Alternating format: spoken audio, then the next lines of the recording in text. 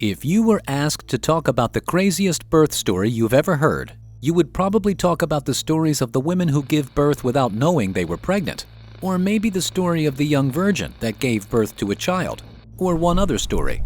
But I am pretty sure all those stories, on the creepy and horrific scale, will pale in comparison to this one you will hear in this video. So in 2010, a group of archaeologists came across a skeleton buried in a grave. But this wasn't the only thing they found. They also found the bones of a baby scattered there in the grave. After the archaeologists examined the skeleton and the grave, they reached a conclusion. They concluded that the skeleton belonged to a pregnant dead woman and that the woman had given birth in the grave. But how did this woman come to be buried there? What was the story behind her death? Well, if you want to find out what happened, or maybe you just enjoy listening to horror and curious stories, then you should totally watch this video till the end. Also, don't forget to click on the like button and also subscribe so you don't miss out on videos like this in the future. So what are the chances of a pregnant, dead woman giving birth to a baby? Well, if you're like many people, you would say the chances are pretty slim, or that it can't happen. But let me burst your bubbles. It can actually happen. And there's even a scientific name for it, which is post-mortem fetal extrusion, or coffin birth. Like the name suggests, this is birth that occurs after the death of the mother. But this story was bizarre not because a dead pregnant woman gave birth, but because this happened in the grave, after the woman had been buried. Tales of dead pregnant women giving birth in the grave is not something you hear about every day. So what is the story behind this woman? So like it was mentioned earlier, the skeleton was found in a grave in the city of Bologna, Italy. The skeleton had not been buried in a coffin, but had been laid directly into the ground. At first, the archaeologists thought it was just one of those graves. I mean, archaeologists each year uncover skeletons in several graveyards. But they soon realized that this was no ordinary grave, and the skeleton in it was not just any random skeleton. The archaeologists, after examining the grave, came to the conclusion that the grave was from the medieval period, specifically the 7th century. If you can't picture how far that is, well, that's about 1400 years ago. So it happened a really long time ago. The first thing the archaeologists noticed about the skeleton was that it was facing upwards.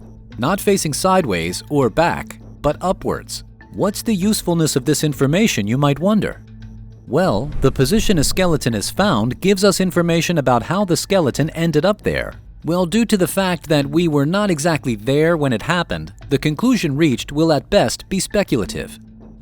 If a skeleton is found in a sideways position, it points to the possibility that the person might have been buried alive or dumped into the grave. And if it was found facing back, that is the ground, then it also points to the possibility that the person might have been dumped into the grave. But this skeleton wasn't facing sideways or back, but instead it was facing upwards, which indicated that the body had been given a proper burial and wasn't just dumped inside the grave.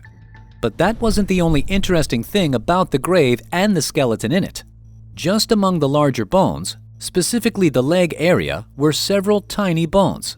These bones were so tiny, the archaeologists concluded that the bones were not from the skeleton of an adult, but rather from the skeleton of a baby. And not just any baby, but a newly born baby. It was this discovery of the baby skeleton that made the archaeologists reach the conclusion that the skeleton they found could have only been that of a woman and that this woman had given birth in the grave.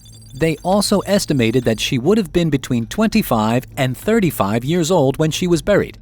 Well, if you're a skeptic, you might say that this doesn't give enough information to conclude that the woman gave birth in the grave. I mean, there could be other explanations.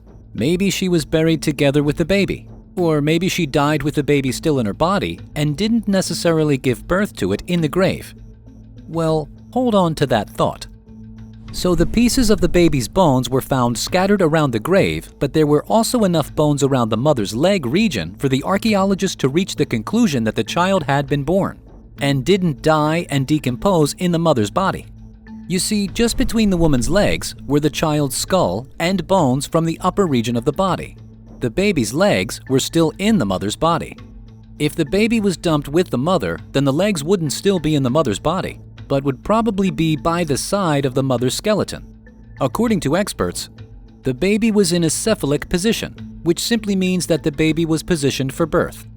According to science, a dead pregnant woman's body can push out a baby up to 24 to 48 hours after her death.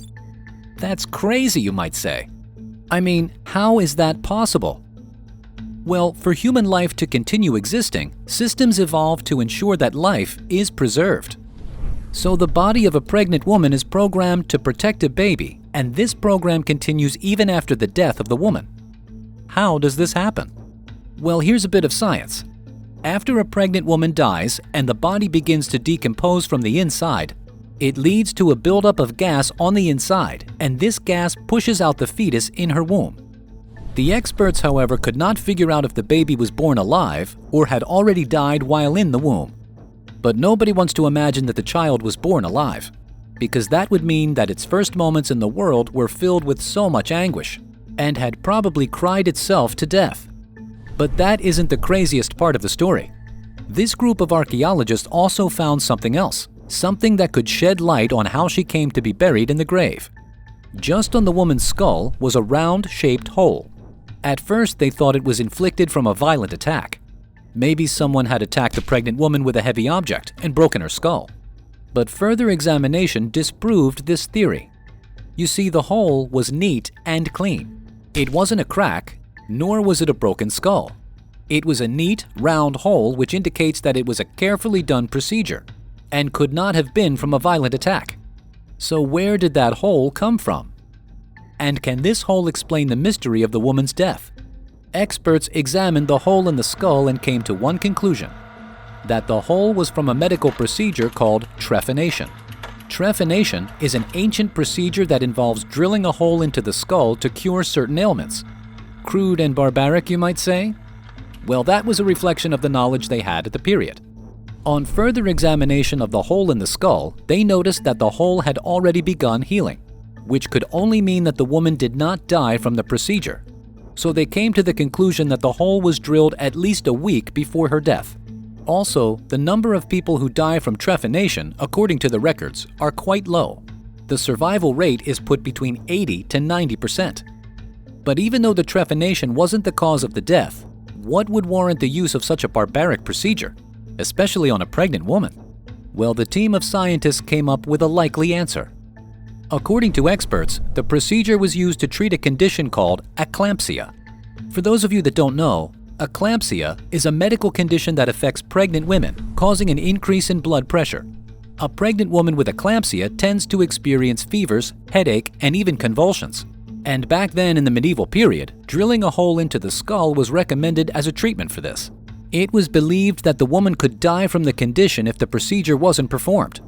Drilling the hole inside the skull was believed to reduce the pressure in the brain, thereby stabilizing the pregnant woman's blood pressure. An interesting point to know is that eclampsia still occurs to this day, and it is one of the leading pregnancy-related disorders and often the cause of maternal death. However, due to the advances in science, better ways of managing it have been devised. While eclampsia might seem like the most likely reason for the trephination, there was also another possible explanation. Eclampsia wasn't the only condition that was treated using trephination.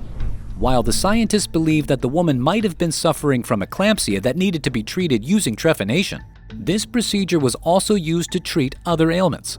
For instance, trephination was used to treat psychological disorders. Back then, it was believed that psychological disorders were caused by spirits who had possessed a person's body. And the only way to treat that was to drill a hole into the person's skull to let out the evil spirit. So it was possible that the pregnant woman might have been exhibiting signs of a psychological disorder and was subjected to the procedure to treat it. Both of these explanations were hypothetical, and any could be true, or the real truth could still be out there. So it could have been a case of a pregnant woman with high blood pressure who died from complications from a trephination procedure. Or we could have a woman who died as a result of birth complications and got buried with the child still in the womb. The real story still remains a mystery. If you enjoyed watching this video and have a theory about the woman, share with me in the comments below. And don't forget to share this video with your friends so they could watch, and maybe you guys will be able to come up with answers that could answer this mystery.